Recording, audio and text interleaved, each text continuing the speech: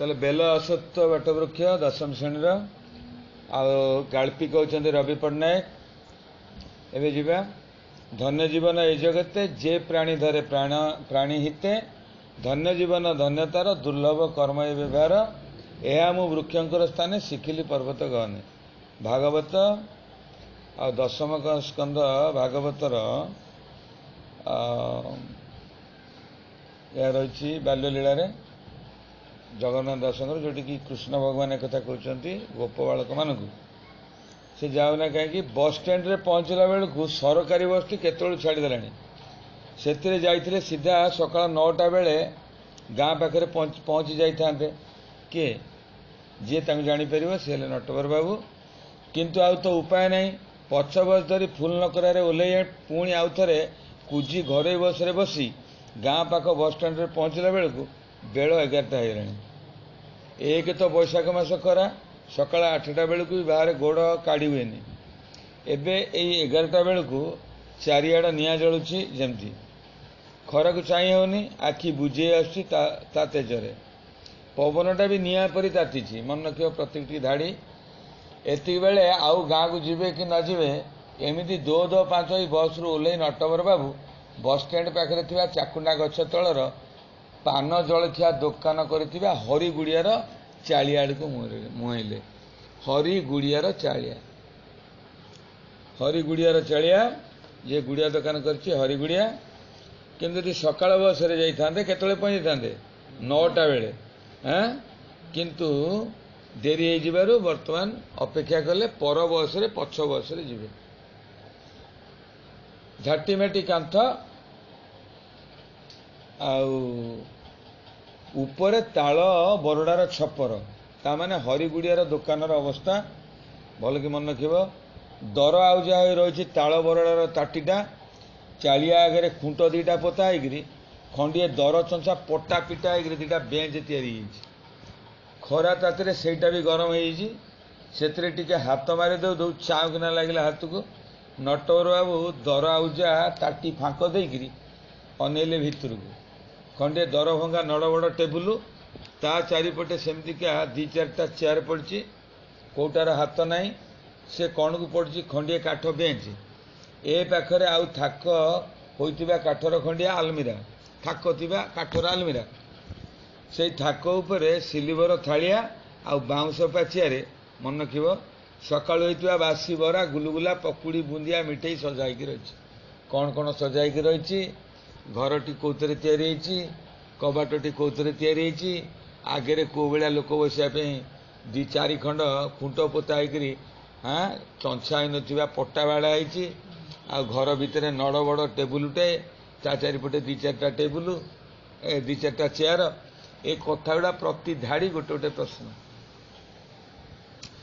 तलू गोटे खोला मुह डेक्ची उपर चीनी सिरा भितर भाषुची 4-6टा रसगोला है गोटे डेक्ची भितर कौन बसला 4-6टी रसगोला भाषुला सिल्वर चटू उपर चीनी सिरा लगिक सुखी जाइतिबा जगटे दल दल माछी भण भण खंडे छिंडा सप उपर नाली करिया खंडे पिंधिकी करिया माने गामुछा हरिगुड़िया गोटे कणरे गड़ पड़ हो बासन धुआ टोकेटा बेंच उपर लंब पंप हो पड़ी लंब पंप हो पड़ी परीक्षा पड़े जे काम करिया पिलाटा केमिति पड़ीथला सोईथला लंब पंप होइकी पड़ी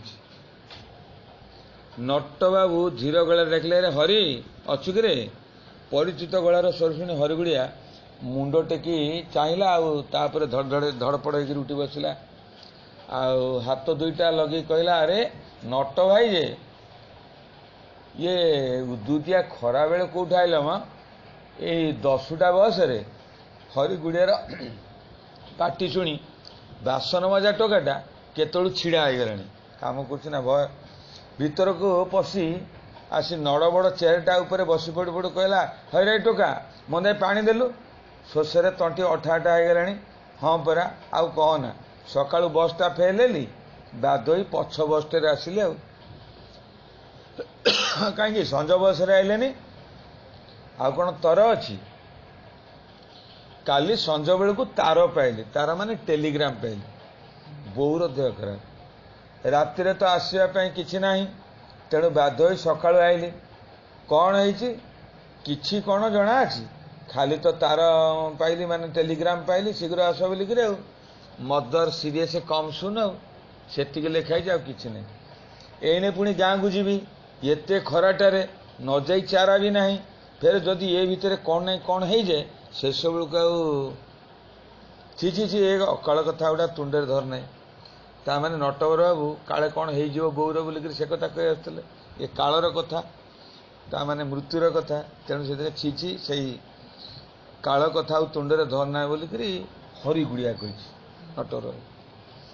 ତୁ ତ ଜାଣୁ ହରି, ମନଟା କାଲି ସଞ୍ଜଠୁ ଏମିତି ପାପ ଛୁଁଛି, ରାତି ସାରା ଖାଲି ଶୋଇପାରୁନି। ହଉ ଏଥର ଉଠୁ। ଗାମୁଛାଟାକୁ ପାଣିରେ ଭିଜେଇ ମୁଣ୍ଡ ଉପରେ ଥୋଇ ଦେଇ ଛତା ଧରି ବାହାରି ପଡ଼ିଲେ ନଟବର ବାବୁ। ସଡ଼କ ତଳକୁ ଲମ୍ବିଛି ଅଙ୍କାମଙ୍କା ହୋଇ ପାଦଚାଲା ରାସ୍ତା। ବର୍ଷା ଦିନରେ ହିଡ଼ା ଉପରେ ରାସ୍ତା ବଦଳରେ ଏଥର ବିଲ ମଝିରେ ରାସ୍ତା ହେଇଛି। ହିଡ଼ ଉପରେ ରାସ୍ତା ନେଇକରି କୋଉଠି ହେଇଛି, ବିଲ ମଝିରେ ରାସ୍ତା। ଚାରିଆଡ଼େ ଆବଡ଼ା ଖାବୁଡ଼ା, କାରଣ ଧାନ ଗଛ କଟା ହେଇଯାଇଛି। ଆଉ ଥୁଣ୍ଟା, ଧାନ ଗଛର ଥୁଣ୍ଟା, ବୁଦା ମଝିରେ ସେଇ ଟିକକ ବେଶ ଚିକଣ ପରିଷ୍କାର ଯେଉଁ ବାଟେ ଦେଖି ଲୋକ ଯିବା ଆସିବା କରୁଛନ୍ତି। ମଣିଷ ଚାଲି ଚାଲି ଧୂଳି ହେଇଗଲାଣି ଠାଏ ଠାଏ। ଖରା ତେଜରେ ଚାରିଆଡ଼େ ଦାଉ ଦାଉ ଜଳୁଛି, ଦୂରକୁ ଚାହିଁ ହେଉନି। ଆଖି ବୁଦା ବୁଜି ଆସୁଛି ଖରା ତେଜରେ, ନିଆଁ ବର୍ଷୁଛି ଯେମିତି। ଆଉ ପବନଟା ଚୁଲି ମୁଣ୍ଡର ପବନ ଭଳି ତାତିଛି, ଦେହ ହାତ ପୋଡ଼ି ଯାଉଛି ଗରମରେ। ଏସବୁକୁ ଭ୍ରୁକ୍ଷେପ ନ କରି ନଟବର ବାବୁ ଛତା ମୁଣ୍ଡେଇ ମୁଣ୍ଡରେ ଓଦା ଗାମୁଛା ଥୋଇ ଚାଲିବାକୁ ଆରମ୍ଭ କଲେ ଏକଲୟରେ। ପହଞ୍ଚୁ ଯଦି ବେଶୀ ଡେରି ହେଇଯାଏ। ସେମିତି କିଛି ବେଶୀ ନ ହେଇଥିଲେ ତ ବୋଉ କେବେ ଟେଲିଗ୍ରାମ କରିନଥାନ୍ତା। ତାର ମାନେ ଟେଲିଗ୍ରାମ ଜାଣିପାରିଲ।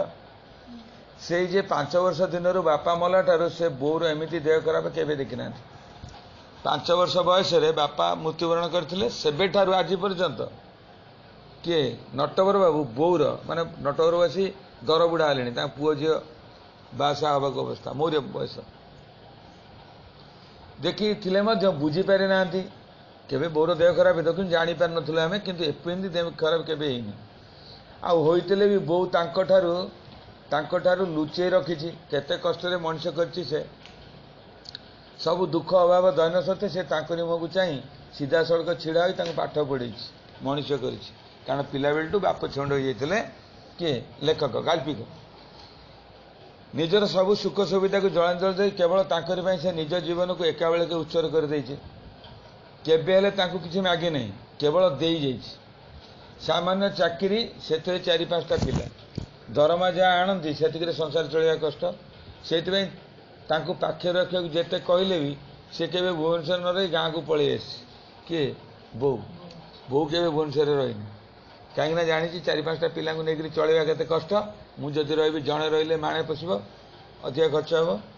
ଜଣେ ରହିଲେ ପଣେ ଖର୍ଚ୍ଚ ହେବ। ଭାଗ ଚାଷ ଜମିରୁ ଧାନ ଆଦାୟ କରି ଚାଉଳ କରି ବୋଉ ଘରକୁ ପଠେଇଛି, ନଟବର ବାବୁଙ୍କ ପାଖକୁ ପଠେଇଛି। ପିଲାମାନେ ସୁଖରେ ରହିବେ ବୋଲି ଆଜି ମୁଗ 2ଟା, କାଲି ବିରି, କାଲି ପରଦିନ ବଡ଼ି, ନଡ଼ିଆ, ଚିନାବାଦାମ ସବୁ ଗୋଟି ଗୋଟି କରି ସଜେଇ ନିଜେ ଯାଇକରି ଦେଇ ଆସିଛି ବୋଉ ଭୁବନେଶ୍ୱରରେ। ଆଉ ସେ ତା ପାଇଁ କ'ଣ କରିଛନ୍ତି? ନଟବର ବାବୁ କିଛି କରିନାହାନ୍ତି, କିଛି ନାହିଁ। କେବଳ ନିଜ ସ୍ତ୍ରୀ ପିଲା ଝିଲାଙ୍କ ପାଇଁ ସବୁ କିଛି କରିଛନ୍ତି। ଆଶ୍ଚର୍ଯ୍ୟ, ମଣିଷ ଜାତିଟା ଏମିତି ଅକୃତଜ୍ଞ, ପଛକୁ ଫେରି ଚାହେଁନି। ତମକୁ ସେଦିନ କୋଶ୍ଚିନ୍ କରୁଥିଲି ଯେ ମଣିଷ ପଛକୁ ଚାହେଁନି କାହିଁକି? ମଣିଷକୁ ପଛକୁ ଚାହିଁବାକୁ ଦିଆଯାଏନି। ଅର୍ଥ ତ ହେଉଛି ଯାହା ଘଟି ଯାଇଛି ତାକୁ ଆଉ ଦେଖିବନି, ଦେଖିଲେ ତମେ ଆଗକୁ ଚାଲିପାରିବ ନାହିଁ, ହେଲା।